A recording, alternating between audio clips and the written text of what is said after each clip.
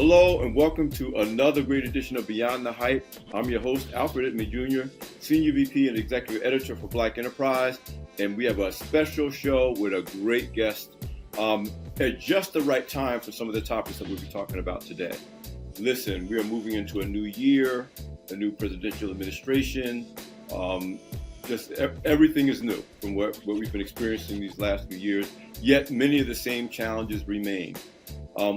My guest today is someone I've been acquainted with for more than a decade, someone who I admire and respect as a journalist, but also someone who lives in New Jersey. I live in Northern Jersey, and I'm from New Jersey, so this is someone who impacts issues that matter to me as a citizen, not just as a journalist.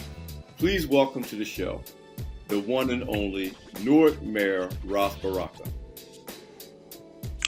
Hey, how you doing? I'm doing really well. I'm glad you made the time to join us. Yep, glad to be on. Thank you. So listen, you first was elected succeeding now Senator Cory Booker in 2014. If my mayoral. That's right. Yeah. That's right. Right. Yeah. And so it's been a decade. And sometimes I'm like, wow, already? And then other times you're like, wow, it's been a decade. But right. Where do you stand now in terms of how you feel about your journey as the mayor of Newark after a decade in leadership in county?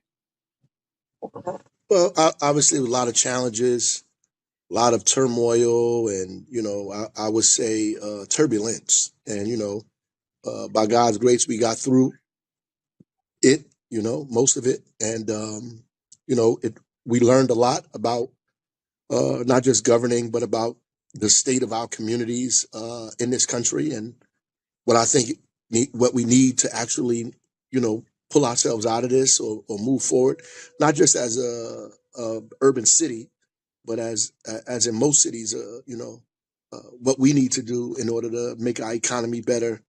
All of the things that are missing, that I think are right in front of our face. And just the art of collaboration. Collaboration is so important, and I guess people don't rate it highly enough in my mind. You don't study this in school. I mean, it's not a part of your political science class or your Econ 101 or law school. Collaboration is a real serious skill that you need in order to do the job that I do every day in this city. That is, if you're trying to move big objects. If you're trying to move small things, then, you can do it by yourself, but, the things we're wrestling with are humongous. Well, one of the things I've always appreciated about you and your journey, obviously you've always been community aware. You are the son of Amiri Baraka and Amiri Baraka. You were born and raised in Newark. You were always about the health of the community as an educator, as an author. Again, since I'm from New Jersey too. I know a little bit about your journey because many ways it's my journey too. But I've always appreciated that you had that appreciation for collaboration, appreciation for community, appreciation for what it takes to get things done for the betterment of large groups of people, long before you thought you were going to become a politician, if you will. I mean, can you talk about that journey and that transition? Because you're not somebody who woke up when you were 18 and said, I'm going to be the mayor of anything someday. There was a journey that you took that made you decide this is what you wanted to do with your life. Yeah, I was a substitute teacher. Started off as a substitute teacher, an activist in the community. Obviously, came home from school. I used to write for the Source magazine, in fact, here and there. And I became a full-time teacher right after that, and soon a vice principal and a principal. And during that time, I was a community activist still. Protesting, marching, but also doing food and clothing drives, Saturday schools for young kids, teaching them about Black history and world history. We had meetings on Friday where we did political education classes. So, these are things that we did. It wasn't just to us because the internet wasn't as powerful as it is now. We weren't, just running around making statements. We were actually building in the community. We had to, we had a lot of in-person meetings with community folks and bringing people together and trying to solve real serious problems. And, we decided that, we should challenge the mayor at the time in 1994 when I was 24 years old, about to be 24. I ran for mayor against then Sharp James with $10,000 we raised. Kind of as just really a challenge to the establishment and what was going on to get our voices heard. I had a teacher in college, Ron Walters, used to be Jesse Jackson's campaign manager, uh, told us if you're not in the conversation, then what you are talking about will never be heard, right? And so we needed to get ourselves in the conversation, and we thought that getting in a debate, getting in, putting our names on a ballot, and actually getting on the ballot and doing all of that would people would take what we're saying a little bit more serious. So we did that, and after that, it gave me the sense that this wasn't as kind of like what Barack Obama said in one of his clips, the last clips. This wasn't as these people aren't as heavy as I thought they were. You know what I mean? This thing is not as serious as I thought it was, and I can actually probably hang in here and do this. So I ran over and over again for 16 years straight for offices and lost all of the time. And I didn't win anything on my own until 2010. I became the South Ward councilman in the neighborhood where I was born and raised, in the ward I was born and raised in, and then the mayor 4 years after that. And then, yeah, 4 years after that, I became the mayor and been the mayor since. See, I think that's so important for a lot of reasons. I have friends all around the country who run for office, and some of them have name recognition. I don't want to name any names because I don't want to embarrass some of the ones who didn't do well. But I always said my test of whether this is for you is how you are when you don't win. Because every Right, successful long-term politician I know, whether they became president of the United States or mayor or governor or city, whatever it is, very rarely did they like, yeah, I ran and everybody voted for me and I won. And so when you right, say, yeah, right, I ran for year after year after year after year and didn't win, right, it's right, like sports entertainment. People see you on the top and they think that you were born on the top, but they don't know about, right. there's times when you could have said, you know what, this is not for me because they won't vote for me. But you said, no, this is, you learn, I'm sure you learned with every race and you learned with every experience, Sure. things that you're using even today. But I think it's an Yeah. important leadership principle for anybody in any industry to understand that the overnight success is almost never an overnight success. Right. Never is. It's very rare. A couple of people have done it, but that's not a recipe that you should use. I mean, most of those folks have been lucky at the right time in the right place, and it happened for them. But the standard is that you probably are going to lose the first time you try this thing. Mm. So one of the things I wanted to talk about. So like you said, turbulent times, turbulent challenges for cities across the country, for the nation, but certainly for cities across the country. Yeah. And as someone who was born and raised in New Jersey, I was born and raised in Monmouth County in Long Branch, but I've made my life in Essex County, a suburb of Newark and West Orange, for the last 20 years. And I also went to Rutgers, so I know Right. Newark, North Jersey, Patterson. Um, and one of the things that I remember during my, I'll say in the 90s, certainly the 2000s, the early 2000s, is that like Detroit, like New Orleans, like Chicago, Newark is one of those cities that everybody just kind of wrote off. Like it would routinely be Right. seen as you can't do much with it to make it work. The schools, crime. There were many things that were just seen as intractable challenges that if you took over as the mayor of the city, there was only but so much you could do in certain cities. And if I'm fair, or I'm being honest, yeah, obviously every mayor before you did make some types of impact and progress. Sure. But even when you came in, the perception was, hey, but so much you're going to be able to do at Newark because Newark is Newark. Yet, Right. 10 years Absolutely. later, and we'll get some more into details of some of your programs, you've disproven a lot of that. Whether you talk about crime and gangs, whether you talk about Right. education, whether you talk about the safety and quality of neighborhoods and some of your initiatives there. Talk to me about the mindset you took into it when you inherited what Yeah. most people would say about a lot of major cities. You came into a hot mess that was supposed to always be a hot mess no matter what you did. Yet a decade later, people from all sectors, the private sector, the public sector, from around the country, companies who do business in the city, say, you know what, it's not as intractable. And part of it is the partnerships and the collaboration you've been able to do with many of these Yeah. entities. Yeah, most of it is that. I mean, the reality is when I came here, not only did people think the issues were intractable, they thought they would get worse Yes. when I became the mayor. Like they thought that it would be a situation that of gloom and doom. I mean, we had a $93 million deficit when I walked in the door. Obviously, they laid off 160 something cops.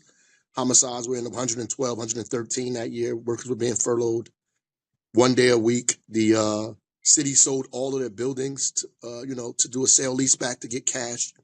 So obviously, people thought this was like pending doom, and you know, I didn't have the acumen, the background, the wherewithal The to handle relationships. the Yeah. relationships, to handle this big problem that was on going to be on whoever was the mayor's shoulders. Uh, but we did prove them wrong. In fact, the New York Times came out after the first 100 days and says Baraka defies expectations, and that's because the expectations was complete failure. But we really just humbled ourselves and went to the folks around us, those who supported us and those who didn't, to create the kind of uh, work that we needed to do. Right, I felt like this was an opportunity for us to build a wall, to get in here and not the wall Trump talking about, talking about the Nehemiah wall. You know what I mean? To do some kind of real work, and it would take us to roll up our sleeves and actually get in the community, and it would be completely impossible without the community's help and support in getting some of these things done. I mean, I reached out to Prudential. Prudential helped us figure out how to get through this deficit, how to help us figure out how to balance our budget, do the kind of things that were necessary. We began to uh, develop more in the city, build more, invest more, to create more ratables. Because only 25% of the people in this city pay taxes because they're homeowners. So we needed to get ratables from other places, and so we worked hard on that, and it paid off, as well. I mean, crime and violence. Obviously, we decided early on that we were going to do deal with crime and violence as a public health issue. And at the time we started it, it wasn't a popular term and phrase. It is now, but it wasn't Right. then. And people were kind of admonishing us for, trying to tell us not to do that, not to go that direction. You can't uh, hire folks that were, incarcerated, formerly incarcerated, or people in the community to do this kind of work, nonprofit, community-based organizations that did this police work. But we always knew public safety, that the first word in public safety was public. So we wanted to get the public involved. And it has paid off dividends for us. I mean, we've reduced violence in the city to a 60-year low, right? We actually, since I first came into office to today, we have a 61% reduction in homicides and a 44% reduction in non-fatal shootings, right? So obviously that direction worked, and it continues to work by God's grace, right? So obviously, um, we did what we can to reach out to all kind of people in our community, to bring them together, to figure out how we create uh, a unified front against some of these issues that we have. And that's all. Everything that we've been able to do well in Newark has been done collectively. The things that we're still having trouble with are the things that people are holding close to their vest, Mm. right? And it's hard to get people to share data, information, play nice in the sandbox, allow other people room to lead in their spaces, right? And those are the areas that we're still wrestling with, Mm. because people have not let go of their territorial kind of views of everything. And once you get that to happen, it becomes easier to solve these problems. As I said earlier, and I'm always transparent with the Beyond the Hype audience because often I interview people that on one level or another I know. I mean, some people have been on this show are really good friends of mine. I always tell the audience right up front, no, this is not some, Yeah. I know them and they know me, so take that into account. You and I know each other because we're both, of course, born and raised here. We have mutual acquaintances and friends even before you were mayor. So I'm always trying to be very clear that this is, I just want to be transparent about the degree to which I know the guests on my show, so it doesn't come off as non-objective. That said, I can speak anecdotally as someone who was born and raised in New Jersey, as someone, because I went to Rutgers, spent a lot of time in Newark, both Right. in Newark, have a lot of friends that work in Newark, live in Newark, are leaders in Newark, and I got to say, the first time I ever became a crime victim, I was in Newark.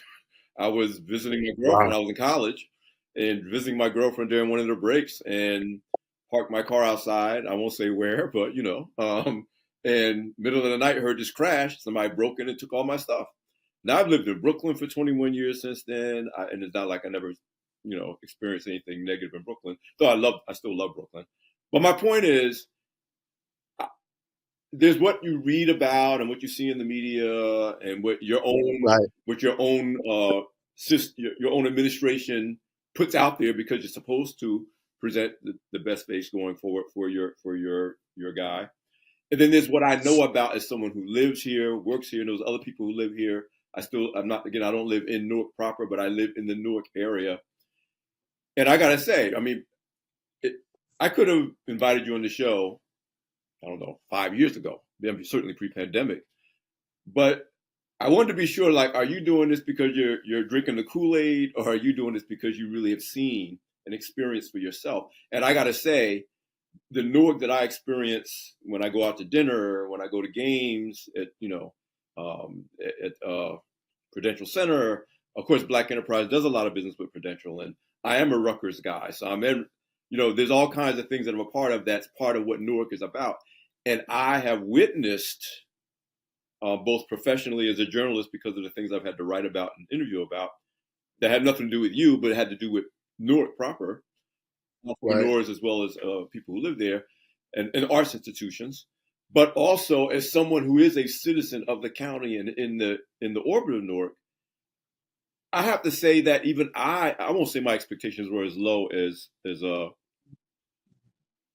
won't say intractable, but I wasn't expecting that 10 years later I could bring my friends, hey, let's go to dinner in Newark, and let's go. And I know a great restaurant, and I know we can park our car, don't worry about that. And we're going to go to this concert. And it's a different energy than the energy that I've known as someone who was born and raised in New Jersey and thought of Newark as, yeah, you can go there, but you better, not that you solve every problem, but Right.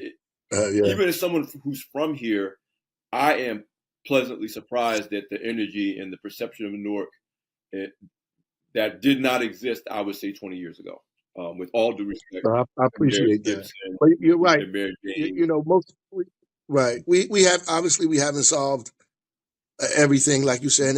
We have a long way to go on many issues, but I think that we have, been on a serious journey. And the reality is, the people in the city begin to believe in their own city, which is why we started talking about Believe in Newark, because we knew that people needed to believe in their own city, believe, and not believe the hype that everybody else was saying, right? About Newark, about Newark's families, that we were better than we were being projected, that we could do better than we were being projected, and we could see better, that Newark could be. The expectations that we had of ourselves was the first thing we had to address, because when you change the way you look at things, the things you look at begin to change. Yeah, I saw that, just to interject, with your model neighborhoods effort. Yeah. This whole idea that, because remember, most people were like thinking of their neighborhoods, certain neighborhoods, as neighborhoods to get out of. And I just remember, particularly in a couple of years prior to the pandemic, where now you had this energy about, no, I like I'm proud of being on West Side Newark. I'm proud of, and so your point about how the citizens think about their own city, it was crucial to the other changes that we were able to make. Absolutely. And that people were going to invest in those communities, and that the people in Newark, that you can actually be a part of the city's success. Like, you could own property yourself. You could build things yourself. You can own this and be engaged in Newark's efforts to correct itself, to fix itself, to build itself, and trying to find pathways for people to do that has been great for us. and helping people get, like, we had guaranteed income where, we help people over 2 years to pay rent, to pay food, to pay those. We put kids in college that had 2.5 or less GPAs, right, for free, right, and Newark Rutgers and St. Elizabeth and NJIT and Caldwell. So just really trying to push the ball down the hill so to catch momentum, and then the momentum will carry it the rest of the way. And that's really what we've been trying to do. Like those kids that go to school, they come back as ambassadors and show other kids that this is what we're doing, right? This is what we've done. And this is what you can do, right? Us taking people's Section 8 vouchers and making them homeowners with those vouchers, right? Showing people that there's access to the American dream, that we could attack this wealth gap, and the state pick it up and say, okay, we want to do it too now, right? So those kind of things that happen helps to excite people, make them feel good about their city, makes them feel what Mary Gibson said a long time ago: wherever the country is going, Newark could get there first. That we're leading the way in a few things, and people, when you lift people's self-esteem, they just perform better. So you got, again, if you're from New Jersey, you'll get this, but that the profoundness of that statement that you just made, it used to be Newark was, you don't want it that, you don't want to be that. Success is the opposite of that. To go from that to, oh, that thing that they did in Newark is something we want to do in other parts of the state.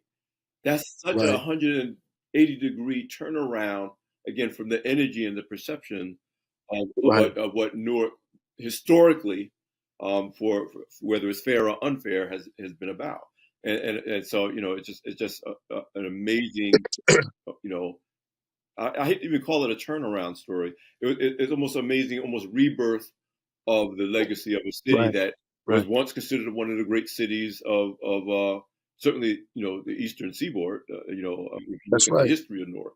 Um, I want to shift gears a little bit to something you touched on about this idea of the citizens feeling a part of the Renaissance. And we've seen other neighborhoods, communities, I think of Brooklyn, I think of Harlem.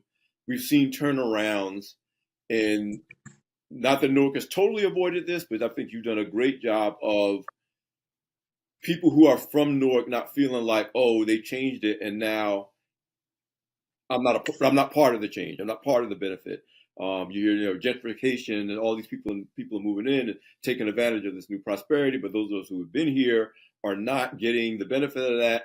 And from my point of view, as someone who's written and reported about and interviewed mayors across in cities across the country, that balancing act of how do you improve neighborhoods and communities without leaving those people who were there, who had experienced the worst of living there, behind for a lot of reasons. But again, you're talking about your Right, hometown and community you grew right, up in. Talk about your effectiveness in navigating that, making it better, but not making it so much better that you push out the people who right. who, who endured it when it wasn't so good. I mean, it's definitely hard to do, Yeah. because this, it, gentrification is actually a byproduct of capitalism. When people invest capital in these communities, these prices go up.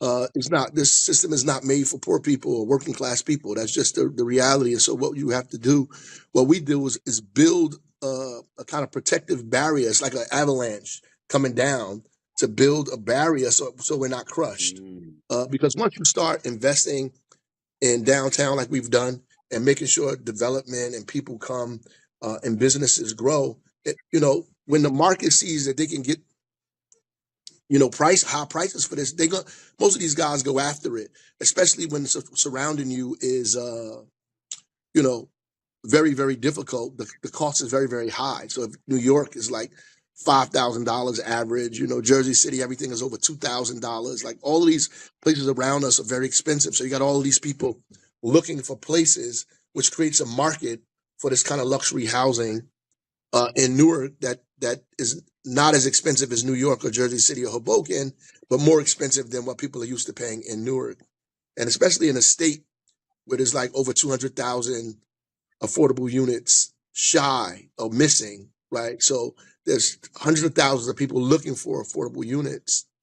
that's not being built, right? So, which creates a big, huge waiting list for folks trying to get on in these apartments. Um, so what we've done is we create inclusionary zoning.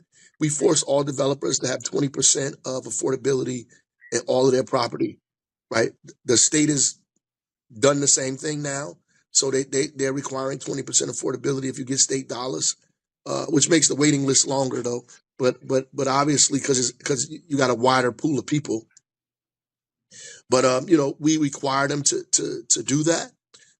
We uh, take our dollars, city side home dollars, affordable housing trust fund, to invest in other Black and brown businesses that are growing up in the city, that developers who are developing, uh, you know, affordable units, 2 and 3 units, small amount of units. We invest in those people deliberately uh, to help grow the amount of affordability that we have, but also invest in Black and brown local businesses. We created a land bank here, which helps us bank all of the property and do creative things like we did with the mortgage, the turning your voucher into a mortgage. We were able to do that because we have the land bank. Through the land bank, the city takes those properties, give it to the land bank. The land bank, in turn, gets it to the community folks and gives them a mortgage that they can afford using the voucher that they had, that they were using in public housing. So those are the creative things that we can do through land banking, and that should happen statewide, by the way.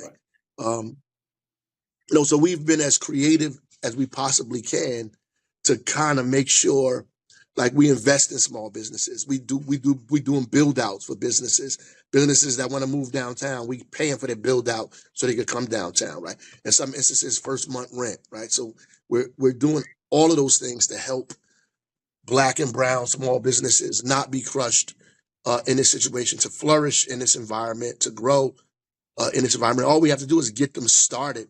The environment is growing, so they could benefit from it like everybody else.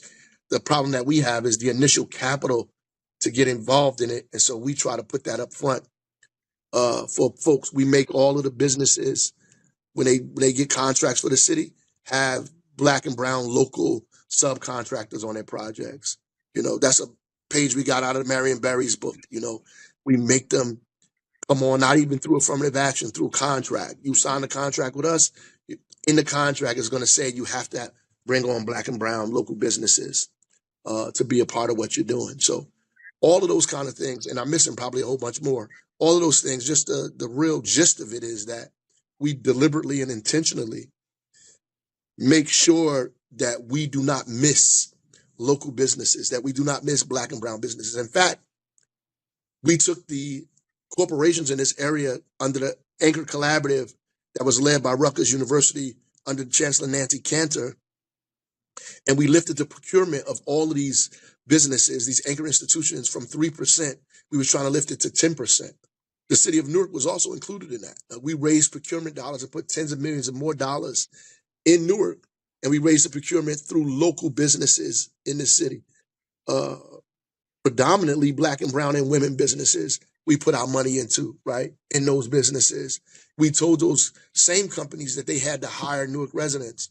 We had a goal for them to hire 2,020 Newark residents. They wound up hiring 3,000 Newark residents, through mid-level and high-level positions that we targeted using our workforce development to begin to bring people in.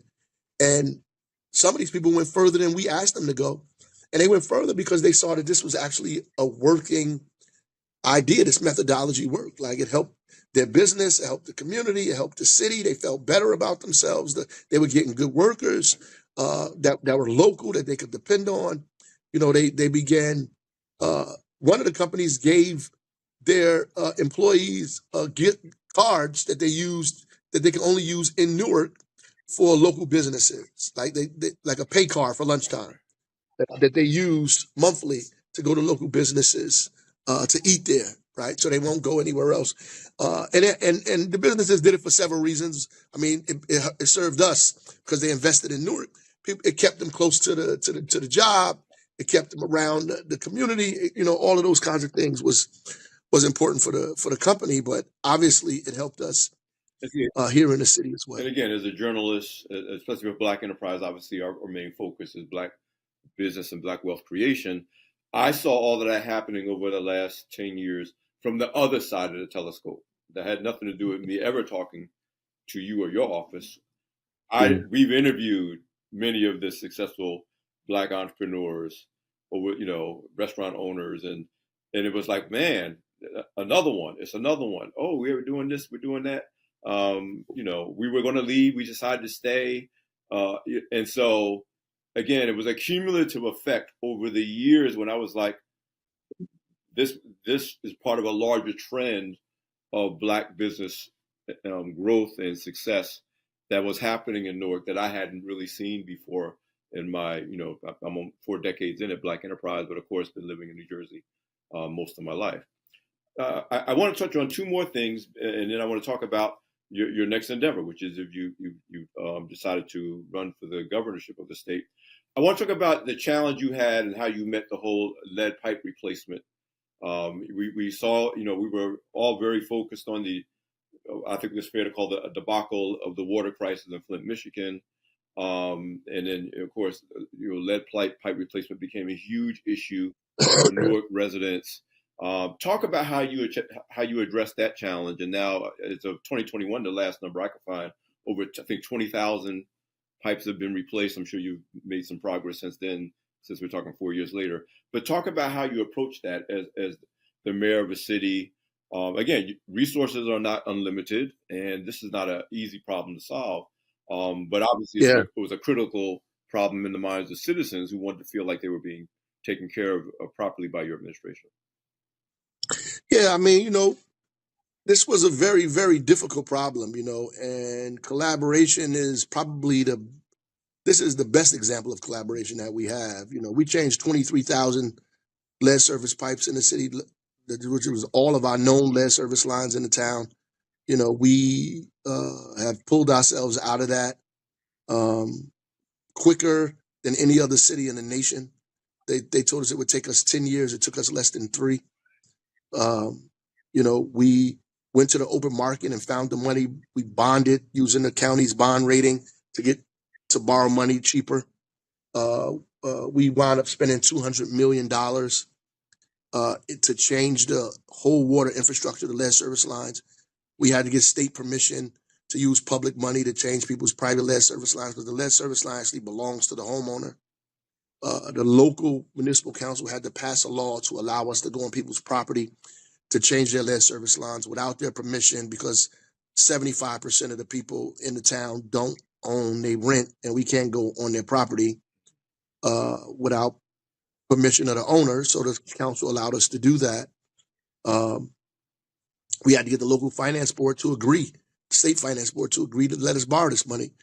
And they only allowed us to do it because we found a way to pay the debt service. And we found a way to pay the debt service by going to Port Authority, and Port Authority giving us $6 million for the next 30 years, a year to pay the debt service for the more money we borrowed in order to change the lead service line. Then we had to build a huge public works project through the Department of Water and Sewer that employed major companies, but also got Newark residents and put them to work so they could be a part of fixing their own problems that are taking place in the city, which changed the narrative and the mood about what was going on in the city. The temperature changed because people began to get to work, changing the issue that we had collectively, right? And then we took smaller businesses and we told the big businesses that they had to bring the small businesses on and contract with them so they could help change these lead service lines in the city. And we did back office paperwork. We gave people loans up front. Some of these smaller businesses, we gave them loans up front so they could take care of their balance sheet, so they could lease equipment, so they could do the things they needed to do. And then when it was time for them to get paid, we took our money off the top. So we took our money off the top. So the bank obviously looks like the bank that you're paying your bills on time. So, your ability to get credit is stronger. So you can go borrow more money and do more things when this project is over, which helped a lot of businesses. And that's right out of Marion Barry's book. I don't know, these people say all kinds of things about the mayor, but at the end of the day, he knew how to help his folk. And that's exactly what we did. We gave people the money up front, and we took our money off the top when when it was time to pay them. But ultimately, you know, it was a full court press. Everybody was involved. We used community-based organizations to help us get the word out, to talk to people. It's a lesson learned. In the beginning, we were talking directly to the press. That was a huge mistake because the press was very combative. So we found ourselves arguing back and forth in the press, and the press was putting out what they wanted to put out because they were combative. And in the context of that was Flint and all the other things. So they really were just putting us all in the same boat. They had no reason not to, right? And they did. They didn't know what was going on or what we were doing, and so they just put us all in the same boat, and they was talking. So what we began to do is start talking to the community organizations first, right? Start pulling together Ironbound Community Corporation, UVSO, block associations, environmental groups, putting them in the room, talking to them about what's going on, what we needed, and getting and soliciting their support to pass out filters, to talk to people in different languages, to educate folks. We tell them the problem, y'all go tell other people. We start having community-based meetings, all of those things. I even had a state of the water, like we do state of the city. We had a state of the water address to talk to the community about where we were with the water situation in the city, how we got there, and where we were then. And that helped us turn the tide because if we would have continued going where we were going, we were not focused and we were defending ourselves. And really what we should have been doing, which we finally began to do, is go on the offensive to find the money, to fix the problem, to message to the people directly. And that's and bring as many partners in as we can.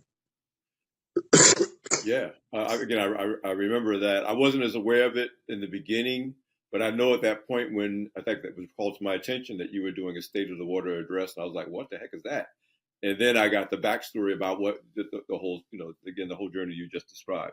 The last thing I want to talk about, because it impacted me so much personally, and I'd never seen it. I'm not going to say that nobody's doing it, but I'd never seen what you showed me with this the citywide men's circle that you did. You actually had me come in and speak to the men before the pandemic, so maybe 4 or 5 years ago. But when your office first reached out to me to ask me to come speak, and I do a lot of public speaking, as you know. Okay, it's local. I'll come through. We have our Black Men Excel event, so they knew that I care about that kind of stuff. So I'm like, and it's in the neighborhood. Yeah, why wouldn't I come? I got to say this. I don't think I ever got to say this to you during the event or since the event. First of all, I didn't expect you to be there. First of all. Second of all, if you were there, I expected you to kind of come in, kick things off, give your little remarks, and go on about your business. And third, I certainly didn't expect you to stay until the end and do things like, okay, we're going to network and we got contracts and make sure you understand what we got going on here so that and everybody in the audience got to speak. It was, I'd never seen a political leader do that, particularly for a predominantly Black male audience. When I say it wasn't just the, I hate to disparage the Black enterprise audience, but it's not the corporate entrepreneur, alphas and the omegas getting together and with our cigars and whatever. These are the brothers. I mean, from every walk of life, from the PhD doctor guy, from the guy who's recovering from rehabilitation into society after incarceration. I'd never seen that, much less something pulled together, and it wasn't like just a one-time deal because it's an important block for an election or we just had a crisis and we're trying to stop gang violence. As near as I can tell, this is like just a regular thing you were doing for brothers and with brothers, because it wasn't even for them, it was with them, it was very collaborative, as you say, in Newark. And I'd never seen anything like that. I mean, what's up? What? We still doing it, I had Charlemagne speak a couple of last couple of one. He talked about mental health, but we come together. In fact, we have a meeting tomorrow at Central High School. Like we meet once a month, then we do a bigger one, a breakfast, a larger one at the Robert Tree Hotel when there's thousands of us. And you know, the true and tried come regularly. But you know, what it is that it's one thing to say that we are making things available for folks in our community, and it's another thing to connect them to those things that are available. Because you can say all this stuff can happen, but if people don't know how to access it, then it's for naught. So we create a men's meeting because we at the bottom, at the negative part of all of those numbers, the list, like in terms of graduation, the people that are incarcerated, you know, all of the other kind of issues, the Healthcare, health unemployment. We there, disparities, life right? expectancy, education. You're right. That's You right. you, you find us. And, Us brothers and, are there. and, and and that's really why we targeted them, right? You know, and really on this whole idea of, you know, we people say we're not responsible, we don't this. I don't buy into those narratives. I try to have a meeting so we encourage each other and give us the strength and the fortitude to go be helping our own families, helping our communities, be productive to ourselves, and the way at the basis of that is business, right? That's the basis of that. And one of the things we talk about in those meetings is that your your relationship you have is about business in some point. So we trying to get them to buy property, to own their own homes, to start their own business, to figure out how to do contracts. And a lot of people have done that as a result of that. I am very happy about the outcomes of those meetings. There's so many guys that can give you full testimony of just being in those spaces and how that helped them get confidence, own their first property, open their first business, expand their contracts. Some people have done it and never returned, but most of the people have been successful and continue to come.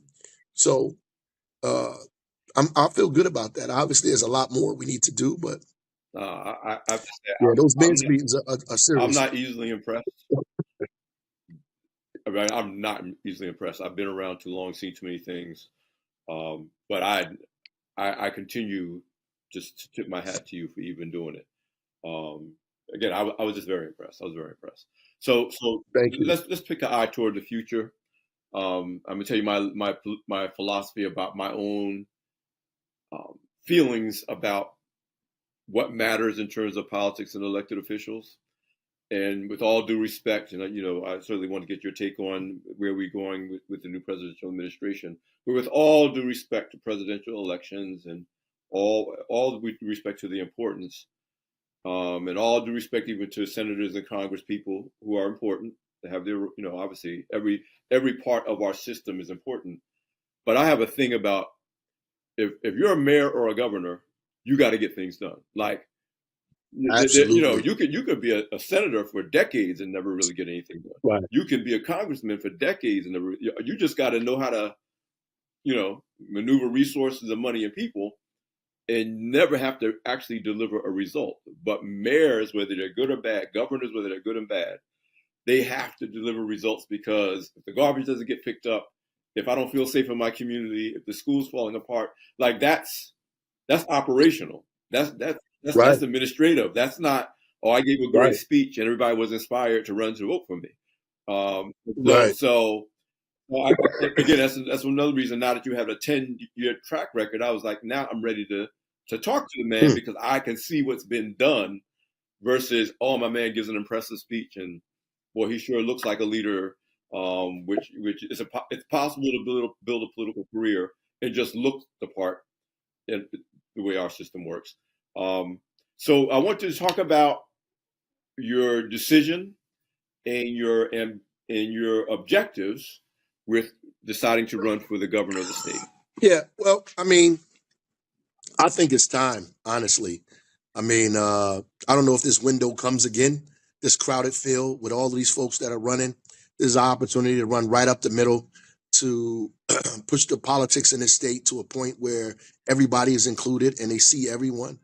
I think that we are uniquely positioned and qualified to run the state government, as you pointed out, based on what we've done here in the city of Newark.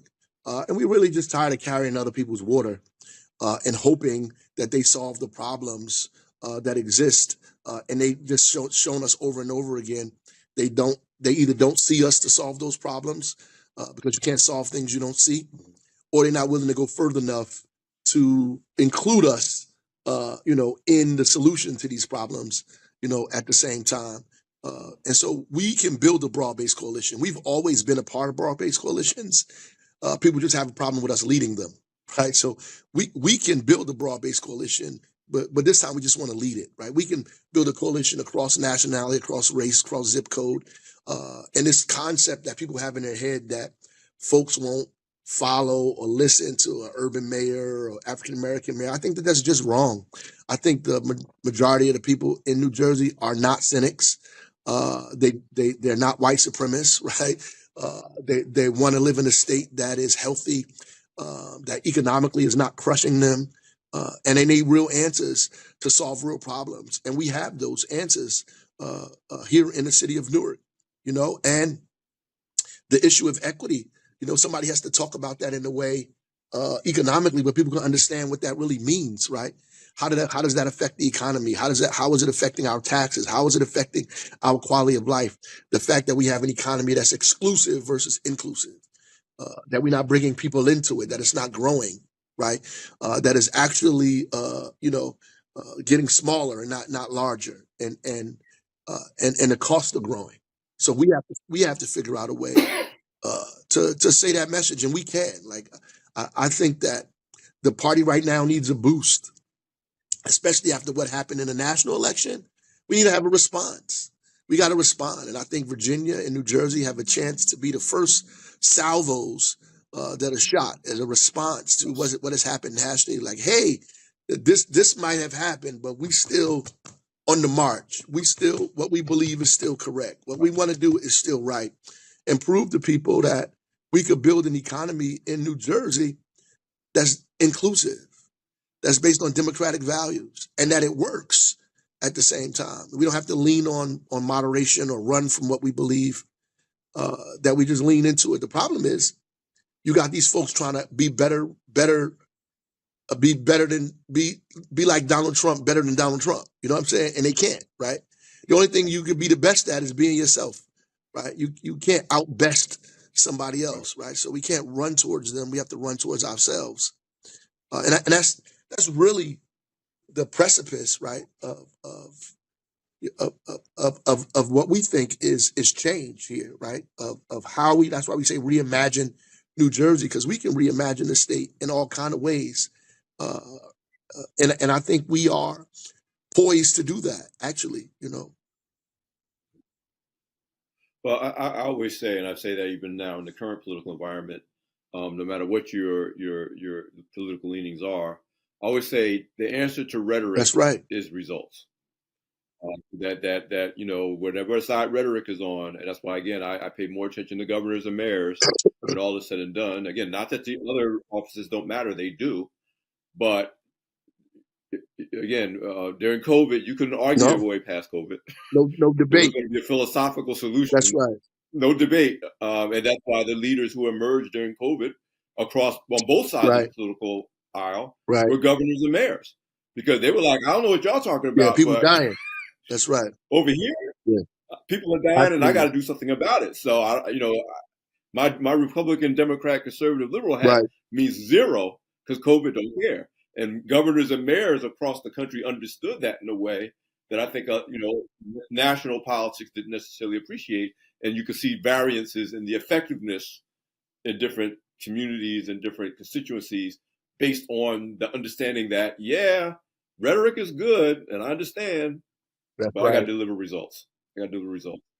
In the time we have left, do one more thing as a Jersey, a native of New Jersey. One of the things that people don't understand if you're not from here is that New Jersey, in some ways, is two states with a common uh, Yeah. fate and future fortune.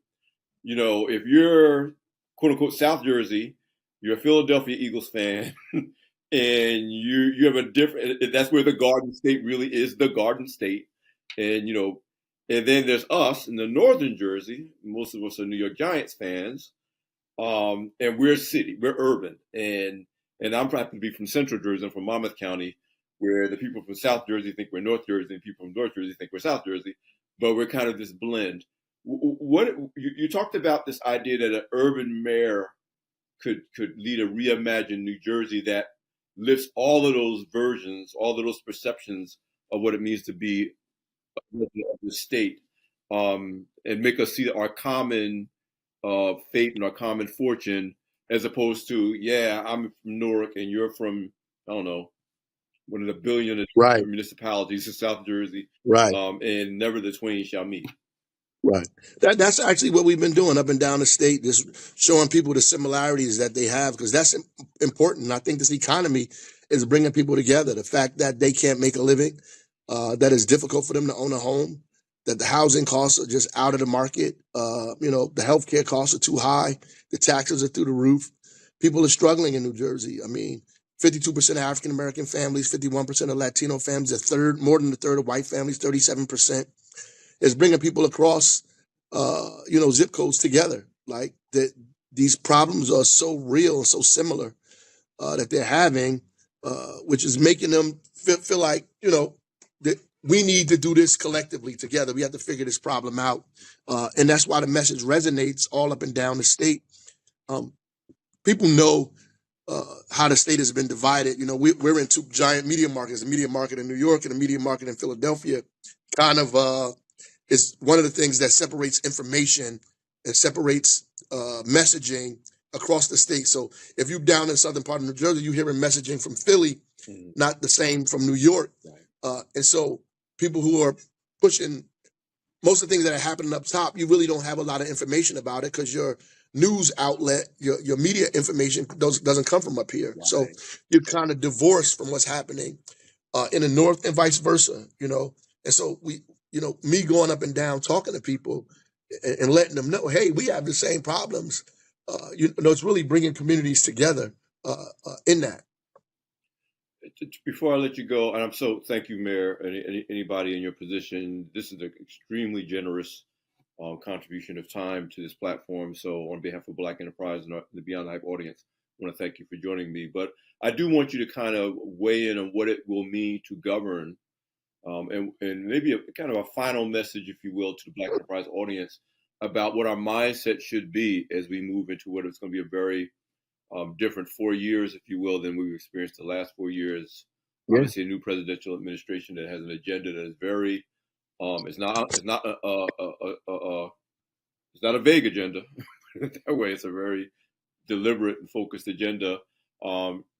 Just your thoughts about what our audience who are not going to vote in New Jersey, because they're all around the country and around the world, but also about the Black Enterprise audience and what our mindset in your mind should be for us to continue to make progress, particularly on the front of African American economic advancement, business advancement, wealth creation, et cetera. So I think, ultimately people are worried, and they probably should be. But it means that we go harder. It doesn't mean that we hide now. That it should force us to be more innovative, more creative in what it is that we're doing. We should be trying to buy and own and develop our own opportunity. The same thing when we were in the middle of Jim Crow, right? We didn't just not take the bus because the bus didn't, or the cabs because the cabs wouldn't take us. We developed our own cab companies, and because they didn't let us in fraternities in the early 1900s, we didn't just stop saying we wanted to be in fraternities. We built our own, right? Mary McLeod Bethune sold sweet potato pies on the side of the road, right? So at the end of the day, we have to be more innovative and more creative, and be more self-determining in that instance, and force and as an elected official, to force government to begin to see us, right? To respond to us, to not allow the state of New Jersey to spend only 1% of its procurement dollars on Black and brown businesses, right? Or less than 1%. That we have to say something about that and get what we can while we can, and not use this as a time to run and retreat. That we use this as a time to push, no harder and further. And so you need elected officials that are going to protect you during this time period, right? Because that's really what politics is, right? Politics really is the ability to protect the goods and resources, or the exchange in goods and resources, to protect those things, right? The politics of my neighborhood, when I grew up, like two people could have the same sneakers. The politics of the community told you who was going to be able to keep their sneakers when they walked down the street and who wasn't, right? The politics really, so you see the politics is what's happening now, this kind of oligarchy that's being created, protecting like super wealthy tech companies and industries at the expense of everybody else. We need elected officials that are going to protect us, that are going to protect working people. And it's not going to see a distinction between whether they're protecting Black and brown people and women and working class white families or South Asian families. They protect us all, and understand that there's some inequities that exist that we need to use this as an opportunity to fill, to get rid of, to give people a fighting chance to add themselves to the economy. That's the only way it's going to work. We have to prove to the country that democratic values work. Because right now, if we don't prove that what we're saying is actually working, our situation is going to get worse. Yes. Because the very people that we're trying to help are not going to understand the things that we're trying to get to them. We need to make our word our bond and deliver services to people and change what's going on in their lives economically and socially, so they can say that once I was blind, now I see, right? That's what we need to be doing. And you need elected officials that can actually make those things happen, not promise things that they can't do. Mayor Ras Baraka, again, thank you so much for devoting this time to our audience. Thank you for everything you've shared during this conversation. Obviously, Black Enterprise will be covering your journey and your efforts to become elected governor and everything that you're doing. I just want to really let you know that we deeply appreciate you taking the time to join us on Beyond the Hype. Thank you so much. Thank you. Yes, another very, very special edition of Beyond the Hype. Obviously, this is a story on multiple levels that is to be continued. Stick with Black Enterprise. We'll keep you posted. And thank you for joining us, and we'll see you next time. Take care.